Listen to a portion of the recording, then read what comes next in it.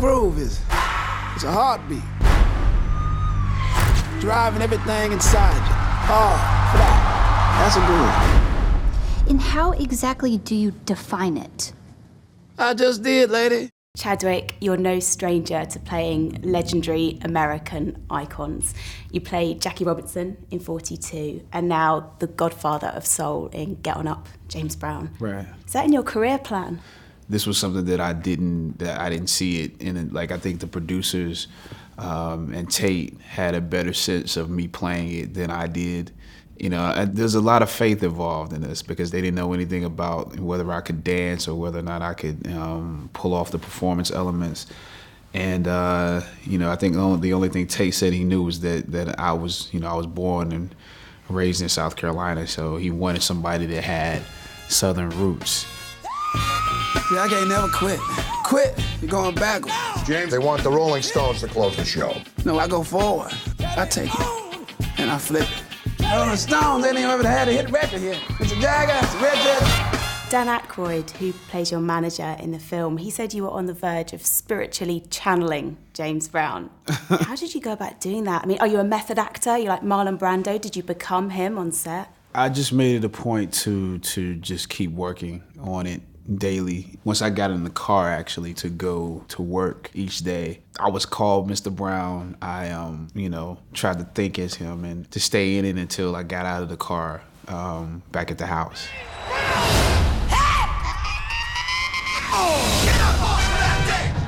You blew the roof off the place.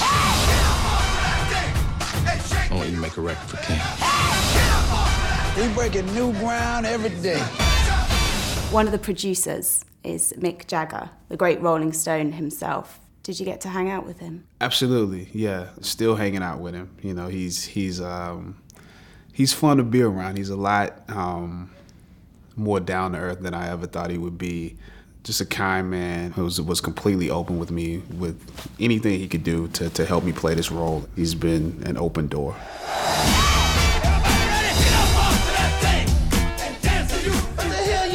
The mashed potato.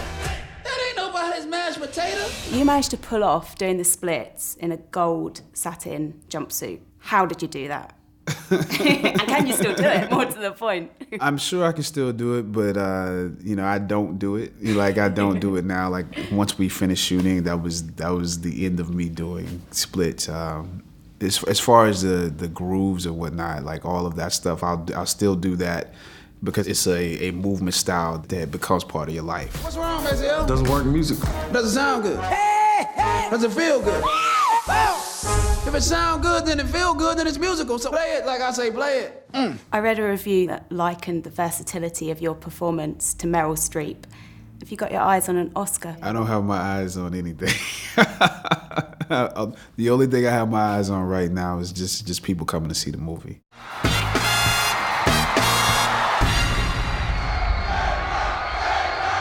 Welcome to America. 1, 2, 3, 4. 1, 2, 3, 4. 1, 2, 1, 2, 2, 2, 2. Tate, James Brown is one of the most influential artists in the last century, the godfather of soul.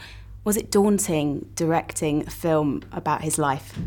For me, it was simple. I took away the James Brown of it all. I took away the fame, the fortune, and I just focused on the inside of James Brown, who he was, why he became what he became. And once I was confident that we were telling the real story of this man, then I was able to add on the stuff that we all know. All I know in this country, and they come out to James Brown. Good God! James Brown was undoubtedly a great musician, a great showman, a great businessman, but he was no angel, was he? Was it hard balancing the positive and negative aspects of his character in the film? True genius is rarely pretty or perfect. Just by definition, it's not possible.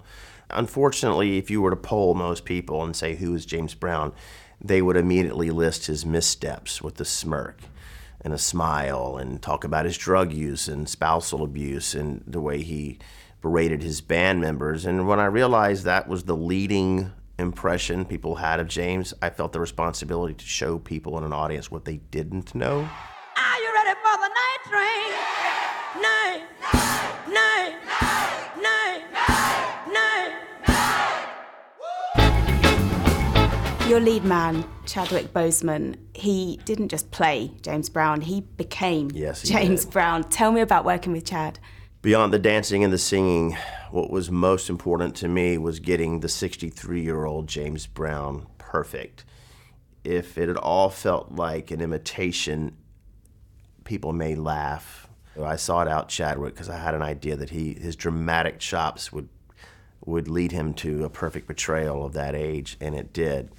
James Brown may have been the hardest working man in show business, but I think Chad was giving him a run for his money.